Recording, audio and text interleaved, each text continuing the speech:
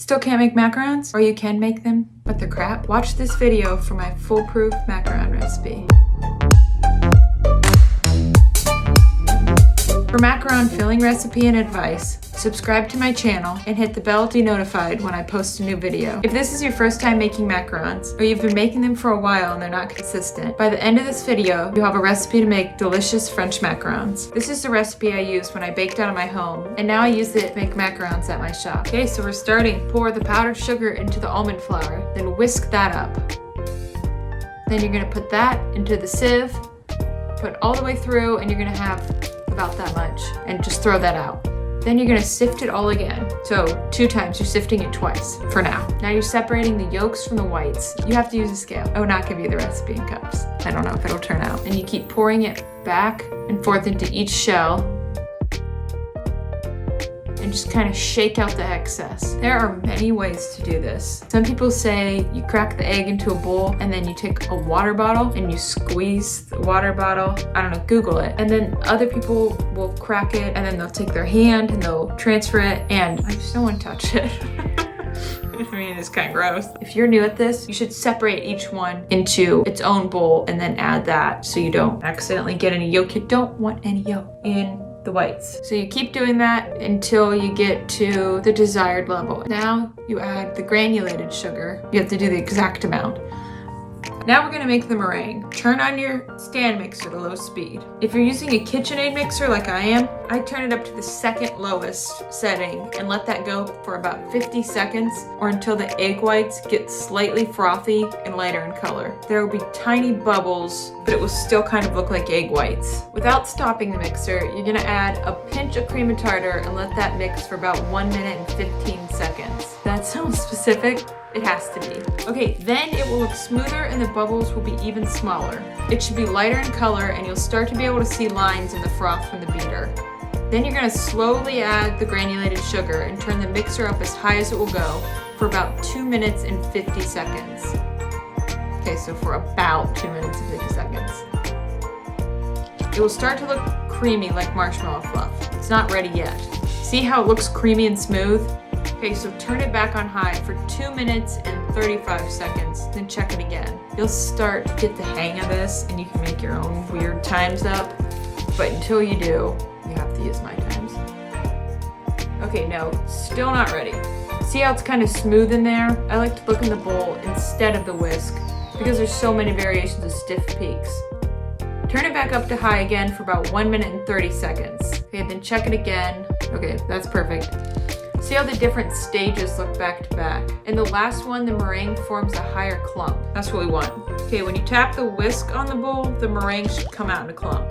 It's not gonna look like marshmallow fluff and be smooth, and for this anyway. I don't know about other meringues. This is serious meringue. So it's gonna come out in a clump.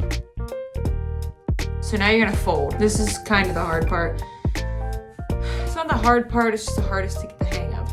So sift 1/3 of the dry ingredients into the meringue. So you could sift 3 times in the beginning, and then you would just be adding 1/3 of the dry ingredients to the meringue right now. But this is just how I did it when it worked one time, so now I do it this way every single time. Now you're gonna take your spatula and scrape around the edge of the bowl and press through the middle all the way to the inside of the bowl.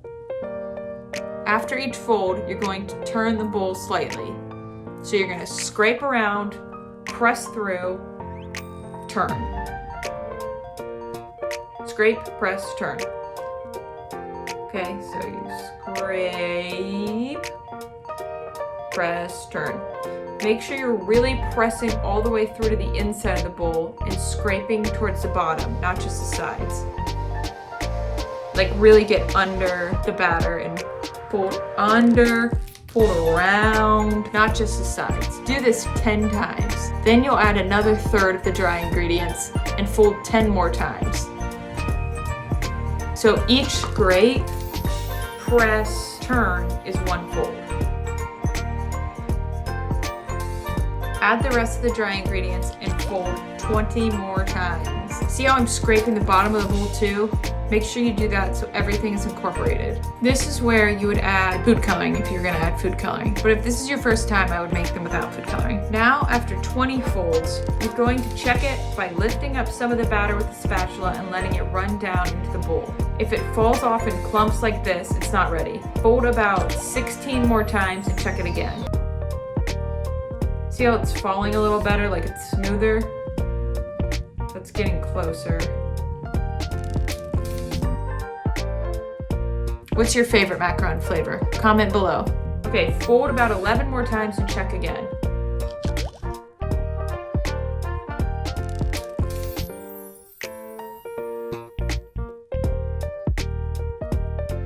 It looks like it might be there, so let it sit for about 20 seconds to see if the batter flattens out a bit. Do not overfold this. Like if you fold 2 times too many, it could mess it up. So I like to fold it, let it sit for a couple seconds, 20 seconds, see if it flattens out. If it doesn't, if it's still real bumpy, then you know that you need to fold it a couple more times. Okay, no, it still looks a little too stiff, so fold it about 8 more times and test it again.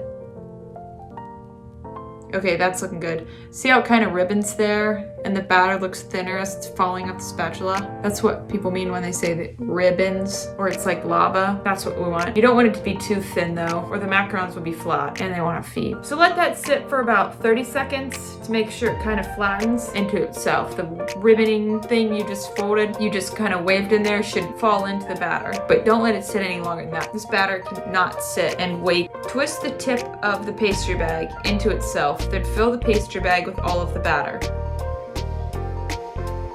Yeah, that's very important. Let's talk about this. You have to put all of the batter into the pastry bag. You can't let some sit out. Put it all in there. You have to pipe it all at once. You can't let the batter sit at all. Okay, you don't have to use a guide, but I like to. Okay, put that under the slip mat. Some people use parchment paper, and I have used parchment paper before, but the bottom of the shells get wavy. So I use nice silicone mats. I think they make the shell stronger. I don't know. Make sure the top is twisted so the batter doesn't spill out. Press from the top, like press from up here instead of pressing down here so it doesn't all come out the top. Now start piping by holding the bag still and close to the sheet. You don't have to move it in a circle. You just hold it and squeeze and it will come out and make a perfect circle on its own. It's quite beautiful actually. Don't do that. Don't hold the piping bag too far away from the sheet either. Keep it close to the sheet and still.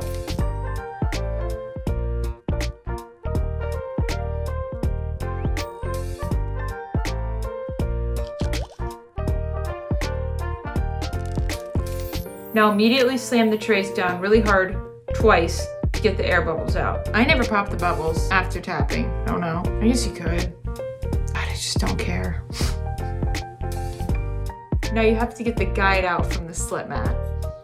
Grasp the slip mat with one hand and pull the guide out with the other hand. Let them sit at room temperature until the tops are dry. This could take a half hour to 2 hours. It depends on the humidity in your area. If they're taking too long, you can put a fan on low speed on them. That's what I do. So they should be smooth without being sticky. You should be able to lightly run your finger over one and they should look dull instead of glossy. You know, you don't want it to be like hard, but you want them to just be smooth without your fingers sticking to them. While they're drying, preheat your oven to 300 degrees Fahrenheit and put the rack in the middle of the oven. If you're using a convection oven, you're gonna have to adjust the temperature. I use a convection oven now and I think I go all the way down to 270, 260.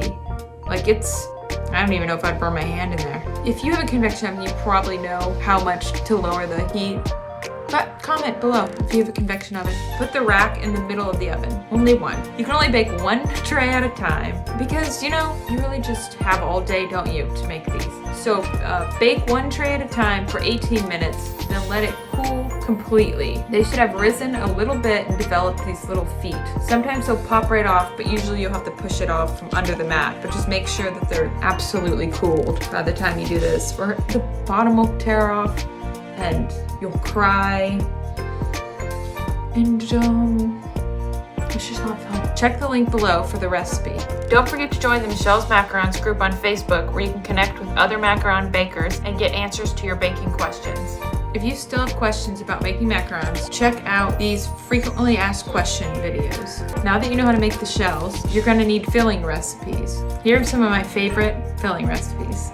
Comment below with any questions you have. Thanks for watching. Like and subscribe if you enjoyed the video. Now go make macarons. Come back and tell me.